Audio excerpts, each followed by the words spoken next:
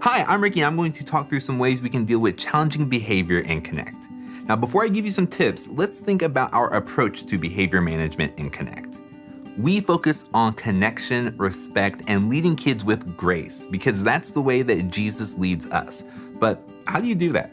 Let's start at the beginning with free time. Connect is designed so that the first interactions we have with kids are welcoming, positive, and encouraging. And that helps us to connect.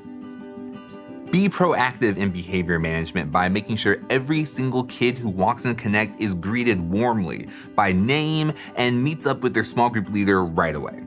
Even if they don't want to stay with their small group leader at this point, keep an eye out to make sure they pick up an appropriate activity to keep them busy and to help them have fun. Kids who feel welcomed and have something to do tend to stay away from inventing their own, sometimes inappropriate things to do. Now, despite your best efforts to keep kids entertained, there will be the occasional spin-up of games of tag, wrestling, racing, or throwing things across the Connect room. Now, when you see that happen, remember that you are responsible for safety. Have a respectful conversation with the kids to end the inappropriate game and get them busy with something else. If you need help, ask another leader to talk with them too. But what do you do if kids are playing an unsafe game that a leader started? Spinning kids, tickling them, chasing them, Red Rover, or dodgeball aren't safe even if a leader started it. Pull the leader to the side discreetly and remind them that it's not safe to run, throw things, or pick kids up in Connect. Your coach can also have this conversation if you don't feel comfortable with it. And those are a few ways to start off on the right foot to keep your room safe.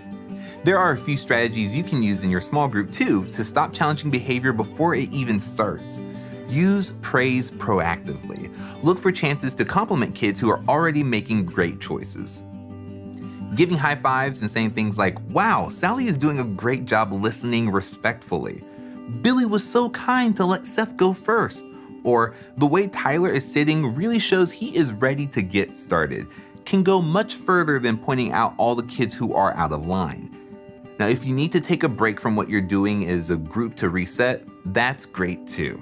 Stop the discussion or activity and have everyone put their hand on their chest to focus on their heartbeat. Take a few deep breaths and start over. You are not under any pressure to rush through and get to the end of anything. It is more important kids feel safe, that they know they have boundaries, and that they're not getting used to chaos as a norm in your small group time. Now let's talk about a few common issues that may come up in your small groups and easy, non-threatening ways to overcome them. Almost every week there will be someone who talks out of turn, pokes their friends, tries to distract others, lays against the wall, or who thinks they're a ball who must roll all over the floor. Here are a few things you can try. First, use proximity. If your group is extra chatty on one side, sit on that side. You just being there is often enough to help a kid remember what they're supposed to be doing. If that isn't enough, use quiet redirection. Get their attention and make a quiet sign to motion them to be quiet. From there, you can verbally ask them to stop the distracting behavior and give them clear direction of what they need to do instead. If you have to, separate kids who feed off of each other so they are able to focus. Now, when a kid is acting up, look to see if anyone else is distracted by them. A good way to know is if someone has tattled on them or keeps moving away from them. If that's the case, then you need to address it. All it takes is letting the kid know discreetly that they are distracting others and giving them a clear direction as to what they should do instead. If they keep doing it, be as patient as possible and keep reminding them. But what about when you've reminded over and over and it goes beyond normal kid stuff to actual defiance, aggression, non-compliance, or disrespectful behavior? Then what? First, check your own heart. When you start to respond in fear or anger, you're escalating the situation instead of bringing it back to where it needs to be. Pray and ask God to help you be as neutral as you can with your words, your body language, and facial expression. Try to sit next to the kid instead of in front of them, and don't stand over them or get in their face or make them feel cornered or trapped. If a kid is ignoring you or becoming aggressive, don't respond physically in any way. Restraining kids, picking them up, or moving them is dangerous and threatening to kids, even the ones who aren't involved. If you can't calm down or you are at a loss of what to do, ask for help.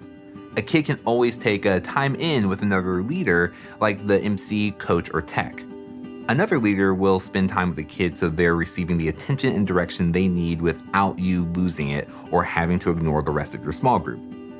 Once the kid calms down and is ready to be a part of the group, let everything go and welcome them back for a fresh start. If you're running a small Connect experience and you don't have extra people, make sure you have access to your walkie-talkie and call for help.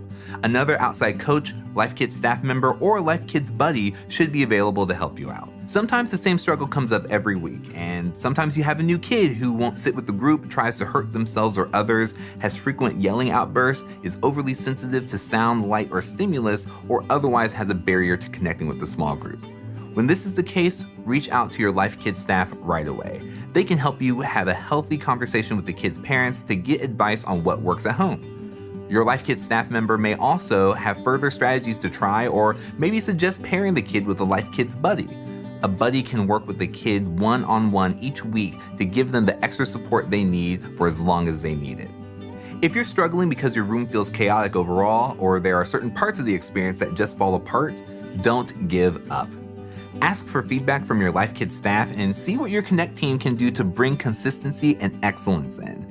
Even if you're struggling for a long time, a few weeks of consistent expectations, positive approaches to behavior management, and kids seeing leaders backing each other up can get your Connect experience in a good place. It's worth the hard work in the beginning so you aren't leaving Connect each week worn down by correcting kids. When you're dealing with challenging behavior quickly and effectively, it is possible to leave Connect every week energized because you spent all of your time showing kids that they are known and loved by Jesus.